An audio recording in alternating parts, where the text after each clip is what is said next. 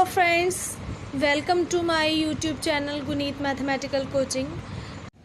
Today my topic is decimal number introduction.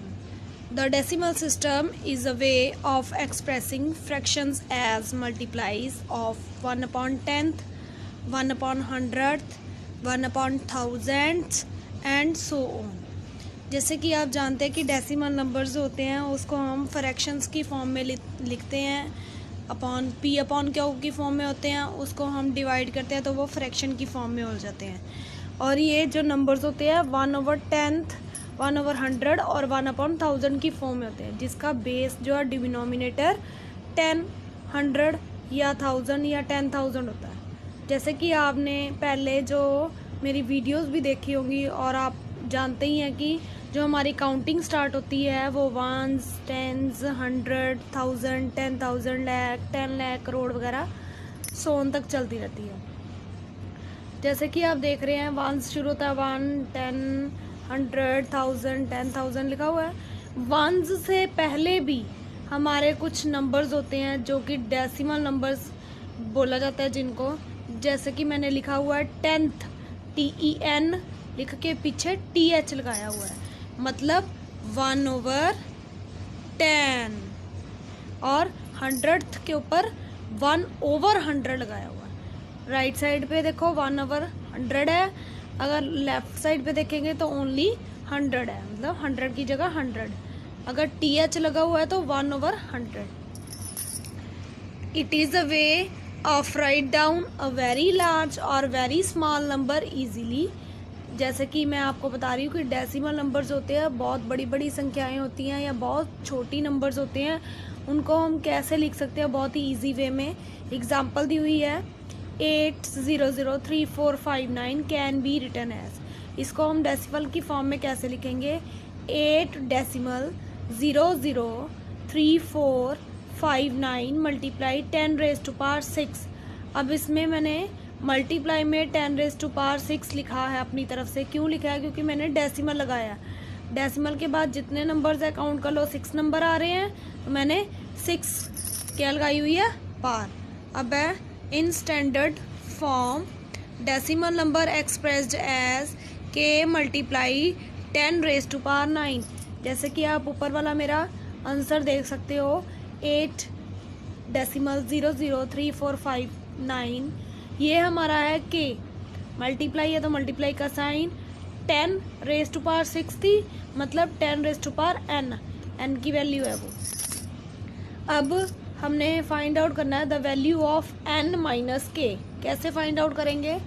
हमें उन्होंने number दिया हुआ है, given number is written as 7.324009000 multiply 10⁻9। आप नीचे देख सकते हैं where k is equals to क्या हमारा आ रहा है 7.324009000 एंड n हमारा आ रहा है 9। n-k फाइंड आउट करना है, n-k को लिख दिया, माइनस किया 9 माइनस दिस, और ये हमारा आंसर आ गया। पता लग गया इतना आपको? ठीक है, ये देखो सारा कुछ डेसिमल नंबर्स क्या होते हैं। ठीक है, उसके बाद 100, 1000, 10th, 100th, ठीक है, थाउजेंड्स कैसे होते हैं, कैसे इसको इजी वे में लिख सकते हैं।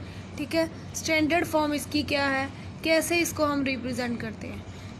ठीक है, उसके बाद हमारा नेक्स्ट है to divide decimal numbers we move the decimal points in the divisor to the right. सबसे पहले क्या करना है, जब भी डिवीज़न करनी है, मतलब कि डिवाइड करना है किसी भी दो नंबर्स को, तो अब हमने क्या करना है, मल्टीप्लाई की तरह नहीं करना, हमने इसमें डेसिमल को सिर्फ मूव करना है, ना कि इग्नोर करना है। मूव कैसे करना है? जो हमारा डिवाइज़र होगा उसमें चले जाएगा, मतलब डिनोमिनेटर में चला जाएगा हमारा डेसिमल। ठीक है, जितने डिजिट छोड़ के, मतलब कि डेसिमल के बाद जितने डिजिट होंगे उतने ही हमने 1 के बाद 0 लगा देनी है।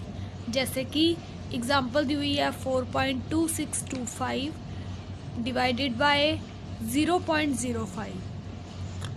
मैंने लिखा है 4.2625 2625 मतलब 4 नंबर्स है डेसिमल के बाद, तो मैंने अपॉन में 10,000 लिखा है। और 0.05 था, 2 नंबर थे, तो मैंने डिनोमिनेटर की जगह न्यूमिनेटर में 100 लिखा है। 2 0 से 2 0 कट होगी, नीचे 100 बच गया। इधर 5 था ओनली, 5 को कट कर दिया 40,625 से, डिवाइड किया, मेरा आंसर आया 8525 मतलब 8525 अपॉन 100। अब मैंने ये 100 को डेसिमल में कैसे कन्वर्ट करना है। 1 के बाद 2 0 हैं, ठीक है। 2 टाइम्स क्या लिखा हुआ है 0, तो मैंने ये 2 0 कट करके ऊपर की ओर लगानी है। कैसे लगाएंगे, 5 और 2 के बाद कैसे लगाएंगे 85.25, समझ लगी। नेक्स्ट है हमारी कुछ एग्जांपल्स हैं, मतलब कि क्वेश्चंस दिए हुए हैं। Write down the following as decimal, कि फॉलोइंग जो आपको नंबर्स दिए हुए हैं या वर्ड्स है या फिगर्स दी हुई है, उसको डेसिमल में कैसे लिखना है। 4 टेंथ, अभी मैंने ऊपर आपको ये देखो बताया है कि 10th में वैल्यू कैसे लिखते हैं। 1/10 लिखते हैं ना, ये देखो 1/10, ठीक है। तो वहाँ पे क्या था हमारा, वहाँ पे हमारा था 4/10 मतलब 4/10, ठीक है। इक्वल में लिख के हमने डेसिमल लगा देना है 0.4। नेक्स्ट है 7/10 and 2/10, same as it is 7 × 10 70 बन जाएगा, प्लस 2/10 मतलब 0.2, 70 + 0.2 आ जाएगा आंसर 70.2। अब नेक्स्ट है हमारा find the sum, simple sum है, ये आप प्लस करके देख सकते हैं। सेम स्टेप फॉलो करने हैं जैसे एडिशन में अभी करके आए हैं, कि डेसिमल की जगह पे डेसिमल लगाना है। तो ये हमारे नंबर दिए हुए हैं 0.007, 8.5 था, तो 0 0 अपनी तरफ से लगा दिया। फिर 30.08 था, पिछली वाली 0 अपनी तरफ से लगा दी, और हम आंसर आ गया 38.587।